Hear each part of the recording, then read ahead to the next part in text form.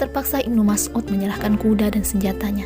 Dengan susah payah Nusaibah menaiki kuda itu, lalu menderapkannya menuju ke medan pertempuran. Banyak musuh yang dijungkir balikannya, namun karena tangannya sudah buntung, akhirnya tak urung juga lehernya terbabat putus oleh sabetan badan musuh. Gugurlah wanita perkasa itu ke atas pasir, darahnya membasahi tanah yang dicintai.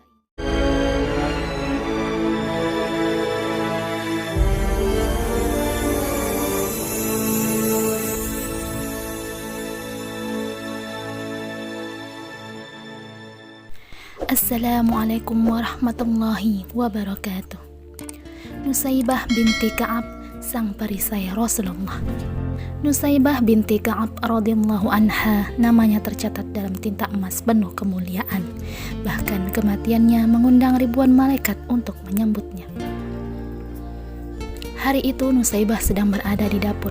Suaminya Said sedang beristirahat di bilik tempat tidur. Tiba-tiba terdengar suara gemuruh bagaikan gunung-gunung batu yang runtuh. Nusaibah menerka itu pasti tentara musuh. Memang beberapa hari ini ketegangan memuncak di kawasan Gunung Uhud. Dengan bergegas Nusaibah meninggalkan apa yang sedang dilakukannya dan masuk ke bilik. Suaminya yang sedang tertidur dengan halus dan lembut dikejutkannya. "Suamiku tersayang," Nusaibah berkata, "aku mendengar pekik suara menuju ke Uhud. Mungkin orang-orang kafir telah menyerang." Said yang masih belum sadar sepenuhnya tersentak. Dia menyesal mengapa bukan dia yang mendengar suara itu, malah istrinya. Dia segera bangun dan mengenakan pakaian perangnya. Sewaktu dia menyiapkan kuda, Nusaibah menghampiri. Dia menyodorkan sebilah pedang kepada Said. "Suamiku, bawalah pedang ini. Jangan pulang sebelum menang." Said memandang wajah istrinya. Setelah mendengar perkataan itu, tak pernah ada keraguan padanya untuk pergi ke medan perang. Dengan sigap dinaikinya kuda itu, lalu terdengarlah derap suara langkah kuda menuju ke utara. Said langsung terjun ke tengah medan pertempuran yang sedang berkecamuk. Di satu sudut yang lain, Rasulullah SAW melihatnya dan tersenyum kepadanya. Senyum yang tulus itu semakin mengobarkan keberanian Said. Di rumah, Nusaibah duduk dengan gelisah. Kedua anaknya, Ammar yang baru berusia 15 tahun dan Sa'ad yang 2 tahun lebih muda, memperhatikan ibunya dengan pandangan cemas. Ketika itulah tiba-tiba muncul seorang penunggang kuda yang nampaknya sangat gugup. "Ibu, salam dari Rasulullah," berkata si penunggang kuda. Suami ibu, Said, baru saja gugur di medan perang. Beliau syahid. Nusaibah tertunduk sebentar. "Inna lillah," gumamnya. "Suamiku telah menang perang. Terima kasih ya Allah." Setelah pemberi kabar itu meninggalkan tempat, Nusaibah memanggil Ammar. Ia tersenyum kepadanya di tengah tangisan yang tertahan. "Ammar, kau lihat ibu menangis? Ini bukan air mata sedih mendengar ayahmu telah syahid. Aku sedih karena tidak memiliki apa-apa lagi untuk diberikan bagi para pejuang Nabi. Maukah engkau melihat ibumu bahagia?" Ammar mengangguk, hatinya berdebar-debar. "Ambillah kuda di kandang dan bawalah tombak. Bertempurlah bersama Nabi hingga kaum kafir terhapus." Mata Ammar bersinar-sinar. "Terima kasih ibu, inilah yang aku tunggu sejak dari tadi. Aku ragu seandainya ibu tidak memberi peluang kepadaku untuk membela agama Allah."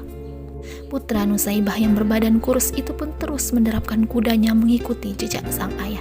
Tidak terlihat ketakutan sedikit pun dalam wajahnya. Di hadapan Rasulullah, ia memperkenalkan diri. "Ya Rasulullah, aku Ammar bin Said. Aku datang untuk menggantikan ayahku yang telah gugur." Rasul dengan terharu memeluk anak muda itu. "Engkau adalah pemuda Islam yang sejati, Ammar. Allah memberkatimu." Hari itu pertempuran berlalu cepat. Pertumpahan darah berlangsung hingga petang. Pagi-pagi seorang utusan pasukan Islam berangkat dari perkemahan di medan tempur. Mereka menuju ke rumah Nusaibah. Setibanya di sana, wanita yang tabah itu sedang termenung menunggu berita. "Ada kabar apakah gerangan?" serunya gemetar ketika sang utusan belum lagi membuka suaranya. "Apakah anakku gugur?" Utusan itu menunduk sedih. "Betul." "Innalillah." Nusaibah bergumam kecil, lalu ia menangis. "Kau berduka ya Ummu Ammar?" Nusaibah menggeleng kecil. "Tidak, aku gembira. Hanya aku sedih. Siapa lagi yang akan aku berangkatkan saat masih kanak-kanak?" Mendengar itu, Sa'ad yang sedang berada tepat di samping ibunya menyela. "Ibu, jangan remehkan aku. Jika engkau izinkan, akan aku tunjukkan bahwa Sa'ad adalah putra seorang ayah yang gagah berani." Nusaibah terperanjat. Ia memandang putranya. "Kau tidak takut, nak?" Saatnya sudah meloncat ke atas kudanya menggeleng, yakin sebuah senyum terhias di wajahnya ketika Nusaibah dengan besar hati melambaikan tangannya saat hilang bersama utusan tentara itu. Di arena pertempuran saat betul-betul menunjukkan kemampuannya. Pemuda berusia 13 tahun itu telah banyak menghempaskan nyawa orang kafir hingga akhirnya tibalah saat itu, yakni ketika sebilah anak panah menancap di dadanya. Saat tersungkur mencium bumi dan menyerukan Allahu Akbar. Kembali Rasulullah memberangkatkan utusan ke rumah Nusaibah. Mendengar berita kematian itu, Nusaibah meremang bulu kuduknya. Hai utusan, kau saksikan sendiri aku sudah tidak memiliki apa-apa lagi. Hanya masih tersisa diriku yang tua ini. Untuk itu, izinkanlah aku ikut bersamamu ke medan perang. Sang utusan mengerutkan keningnya. Tapi engkau wanita ya ibu. Nusaibah tersinggung. Engkau meremehkan aku karena aku wanita. Apakah wanita tidak ingin pulang masuk ke surga melalui jihad? Nusaibah tidak menunggu jawaban dari utusan tersebut. Ia bergegas menghadap Rasulullah dengan mengendarai kuda yang ada. Tiba di sana, Rasulullah mendengarkan semua perkataan Nusaibah. Setelah itu, Rasulullah pun berkata dengan senyum, Nusaibah yang dimuliakan Allah, belum masanya wanita mengangkat senjata. Untuk sementara engkau kumpulkan saja obat-obatan dan rawatlah tentara yang luka-luka. Pahalanya sama dengan yang bertempur.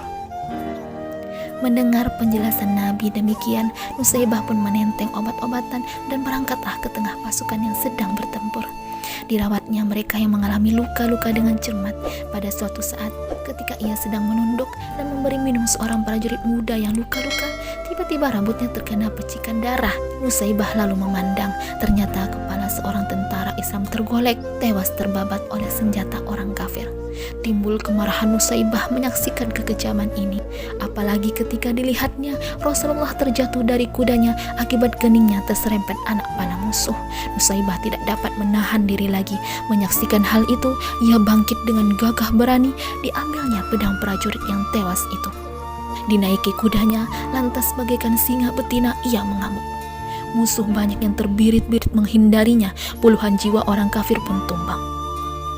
Hingga pada suatu waktu, ada seorang kafir yang mengendap dari arah belakang dan langsung menebas putus lengan kirinya. Nusaibah pun terjatuh, terinjak-injak oleh kuda. Peperangan terus berjalan, medan pertempuran makin menjauh, sehingga tubuh Nusaibah tergolek sendirian. Tiba-tiba Ibnu Mas'ud menunggang kudanya, mengawasi kalau ada orang yang bisa ditolongnya. Sahabat itu begitu melihat ada tubuh yang bergerak-gerak dengan susah payah, ia segera mendekatinya. Dipercikannya air ke muka tubuh itu, akhirnya Ibnu Mas'ud mengenalinya. Istri Saidkah engkau? Nusaibah samar-samar memperhatikan penolongnya, lalu berkata, bagaimana dengan Rasulullah? Selamatkah baginda? Baginda Rasulullah tidak kurang suatu apapun. Engkau Ibnu Mas'ud bukan? Pinjamkan kuda dan senjatamu kepadaku. Engkau masih terluka parah Nusaibah. Engkau mau menghalangi aku untuk membela Rasulullah. Terpaksa Ibnu Mas'ud menyerahkan kuda dan senjatanya. Dengan susah payah, Nusaibah menaiki kuda itu, lalu menderapkannya menuju ke medan pertempuran. Banyak musuh yang dijungkir balikannya, namun karena tangannya sudah buntung, akhirnya tak urung juga lehernya terbabat putus oleh sabetan badan musuh. Gugurlah wanita perkasa itu ke atas pasir, darahnya membasahi tanah yang dicintainya. Tiba-tiba langit berubah mendung, hitam kelabu. Padahal tadinya langit tampak cerah dan terang benderang. Pertempuran terhenti sejenak. Rasul kemudian berkata kepada para sahabatnya, kalian lihat langit tiba-tiba menghitam bukan? Itu adalah bayangan para malaikat yang beribu-ribu jumlahnya. Mereka berduyun-duyun menyambut kedatangan arwah Nusaibah, wanita yang perkasa. Subhanallah, Allahu Akbar, Allahu Akbar, Allahu Akbar. Tanpa pejuang sejati seperti dia, mustahil agama Islam bisa sampai dengan damai kepada kita yang hidup di zaman sekarang. Semoga Allah Azza wa Jalla menempatkan mereka dan kita semua di surganya di samping Rasulullah sallallahu alaihi wasallam. Amin. Allahumma amin.